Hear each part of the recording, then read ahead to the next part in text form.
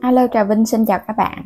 Hôm nay thì mình chia sẻ một cái món bánh bột mì mà mình thấy ai cũng rất là mê luôn. Ngoài thì giòn, bên trong thì xốp, kết hợp với nhân thịt nè.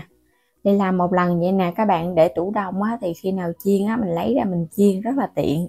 Bây giờ mời các bạn mình cùng vào bếp để thực hiện nha. Đầu tiên thì mình dùng ở đây 300g bột mì đa dụng nha, loại nào cũng được. Ở đây là mình có một chút muối và bột nghệ để tạo cái màu vàng ngon cho bánh. Một muỗng canh đường. Rồi cho phần bột nghệ và muối vào trong thau nè. Muỗng canh đường giúp cho cái vỏ bột nó giòn ngon và nó có màu đẹp. Mình cho vào đây 150ml nước sôi nha, với 300g bột. Hòa tan cái phần đường và muối trước nha. Không có bột nghệ thì các bạn bỏ qua cũng không sao. Mình có thì cho thêm cho nó đẹp ngon. Rồi bây giờ mình sẽ cho bột vô. Tỷ lệ mình dùng là 2 lượng bột và 1 lượng nước sôi. Nước sôi sẽ giúp cho bột của mình nó nhanh nở và cái khối bột nó cũng dẻo mịn, tạo hình nó cũng đẹp và ngon hơn nha. Mình trộn đều lên, thấy bột nó phủ đều hết cái phần nước. Bây giờ mình cho vào muỗng canh dầu ăn. Các bạn sẽ nhồi đều lên. Mình nhồi để cho nó quyện thành khối. Lúc này bột vẫn còn ấm nóng. Nhanh tay thì các bạn nhồi cho bột nó quyện và nó dẻo. Mình nhồi chút xíu nó sẽ quyện và nó tạo thành khối vậy nè. Rồi bây giờ các bạn sẽ đậy kín lại, chờ 15 cho đến nửa tiếng. Mình dùng tiếp là 200g thịt nạc xay. Bên đây là mình có 50g bún tàu khô nè, ngâm nước cho nó nở mềm thì mình dùng một gói nhỏ. Nấm mèo mình ngâm nước cho nở mềm luôn ha. Đây là nửa cái củ sắn gọt sạch, rửa sạch. Mình dùng tiếp một ít tỏi và hành tím, hành lá cũng như là ngò rí. Rồi các bạn sẽ xắt cái củ sắn, mình xắt cho cái lát mỏng mỏng ra. Xong rồi các bạn sẽ xắt sợi lại. Mình xắt cho nó đều đều thì chút nữa mình gói nhân nó ngon. Nấm mèo các bạn cũng xắt sợi ra. Xong rồi thì mình sẽ băm lại cho nó nhuyễn một chút nha. Hành tím và tỏi cũng băm sơ cho nó nhuyễn. Hành lá và ngò rí, có ngò rí vô thì phần nhân nó thơm ngon, cũng xắt nhỏ. Bún tàu thì các bạn để cho nó ráo nước rồi mình sẽ xắt ra nhỏ nhỏ để cho nó đều hơn Cho vào chảo 2 muỗng canh dầu, mình sẽ xào cái phần hành tím và tỏi. Mình phi cho nó vàng thơm lên trước nha. Khi mà tỏi hành nó dậy mùi thơm thì cho thịt vô xào. Thịt này là mình dùng cái loại thịt nạc dăm nè, cho nó mềm ngon. Cũng xào đều lên cho phần thịt của mình nó săn thơm lên. Rồi cái lấy nấm mèo cho vô. Cũng xóc đều lên ha. Có nấm mèo vô thì phần nhân nó giòn giòn. Rồi các bạn sẽ cho củ sắn vô. Củ sắn mình cũng rắc nhỏ nhỏ nên không có sắc lớn quá đâu, cũng nhanh chín. Xào đều lên. Rồi cái mình nêm gia vị. Mình cho vào đây muỗng canh đường, chút muối, muỗng hạt nêm, dầu hào. Rồi đảo đều lên cho gia vị nó thấm vào trong nhân. Xong rồi các bạn sẽ lấy cái phần hành và ngò mình cho vô. Nếu thích phần nhân của mình nó mềm hơn thì xào thêm chút, còn thích ăn giòn giòn thì vậy là được rồi, mình tắt bếp. Mình sẽ cho bún tàu vào sau ha.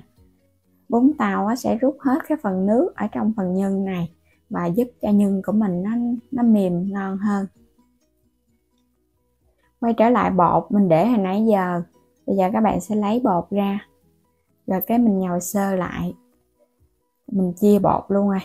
Tại vì phần bột mà có nước sôi các bạn thấy nó dẻo vậy nè, nó mịn và nó dễ nở lắm, nên mình chia luôn ha.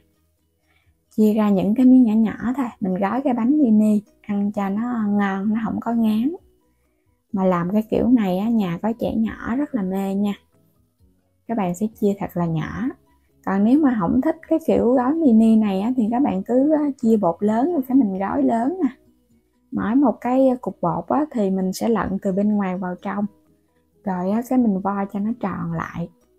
Rồi để qua một bên mình làm tiếp nha. Cứ mỗi một cái viên bột vo tròn.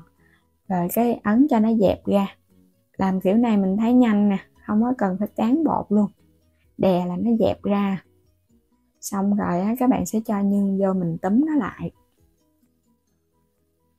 Hoặc là các bạn muốn á, mình làm hết những cái viên bột xong rồi gói nhân cũng được. Mình làm xong qua một lần cái gói cũng được, hoặc là làm từng cái mình gói cũng được luôn ha. Mình đè cho cái mép bột đó, nó chặt lại. Rồi bắt đầu mình sẽ ship nè.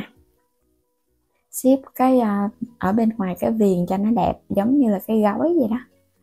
Bánh, một cái món bánh đơn giản, có nhiều cái tên gọi khác nhau này ha. Bánh gói, bánh ship, bánh quai dạt. Và mình thường gọi với cái tên đơn giản là món bánh chiên với bột mì. Nhìn dễ thương quá chừng luôn. Mình làm xong hết rồi nè, tổng cộng được bao nhiêu đây bánh. Làm xong rồi á, thì các bạn có thể đem chiên liền. Hoặc là nếu mà mình không thích chiên á, thì mình có thể cho vào trong hộp mình cất ha. Làm cái kiểu này á, ra rất là nhiều bánh luôn. Bây giờ mình sẽ đem chiên. Dầu á, nó vừa nóng sôi thì các bạn thả bánh vô chiên. Thì cái phần bột của mình nó sẽ không có bị nở bong bóng á. Còn để sôi quá thì nó sẽ bị nở ra những cái bong bóng ở trên phần cái da bột ha. Bây giờ mình chiên với cái mức lửa trung bình thôi, cho cái bánh của mình nó vàng đều từ từ thì nó chín ngon. Một phần là mình sẽ cất vào trong hộp. Thì các bạn làm nhiều vậy nè, mình cất vào trong hộp để tủ đông. Mình để cũng lâu lắm á, trong vòng được 1 tháng luôn á. Cứ để yên, nhớ phủ thêm bột áo cho nó đừng có bị dính là được rồi. Thì mình để trong vòng tháng trở lại. Quay trở lại cái chảo bánh, bây giờ các bạn thấy nó vàng, nó cứng tay rồi thì mình sẽ xay đều ha, để cho nó chín đều. Thích cho nó giòn nhiều thì để cho nó hơi vàng một chút nữa. Xong rồi thì vớt nó lên để cho nó ráo dầu. Mình chiên xong thì mình cho qua một bên, hoặc là dùng miếng giấy để thấm bớt cái phần dầu ra. Bánh vàng giòn, ngon lắm, thơm phức à. Chiên xong nó nở ra, nhìn cái bánh nó tròn vo à. Một món bánh chiên rất là ngon với nhân thịt đậm đà. Ngoài thì giòn, bên trong thì xốp xốp mềm mềm. Phần nhân mình có cho thêm củ và nấm mèo thì ăn nó giòn giòn sực sực. Rất là giòn luôn các bạn, vẫn còn nóng lắm. Các bạn chiên vậy nào mình để từ sáng đến chiều luôn, cái vỏ bột vẫn giòn luôn, nó không có bị mềm đâu. Còn chiên mà nó hơi trắng thì nó sẽ hơi mềm nha. Bẻ ra bên trong, thơm phức luôn. Phần nhân rất là ngon ha. Nếu mà các bạn làm phần nhân mà thịt không là nó bị khô, ăn không ngon đâu. Mình kết hợp một chút vậy nè, nó không có khô. Ăn thì mình chấm cùng với tương ớt cho nó cay cay, nó sẽ đậm đà hơn nha. Bây giờ mời các bạn cùng thử nè. Giòn gụm luôn. Nhân thì thơm, vừa miệng lắm. Có thêm bún tàu ăn nó cũng lạ miệng, giống như là cái phần nhân mà các bạn ăn chả giò vậy đó. Thơm ngon lắm. Ngoài giòn trong xốp, phần bột không hề bị cứng. Rất là dễ làm. Với cái cách làm này thì các bạn có thể làm cho gia đình thưởng thức nha. Đừng quên đăng ký kênh ủng hộ Alo Trà Vinh và Alo Trà Vinh 2 nữa nha. Xin chào tạm biệt và hẹn gặp lại các bạn ở những video tiếp theo.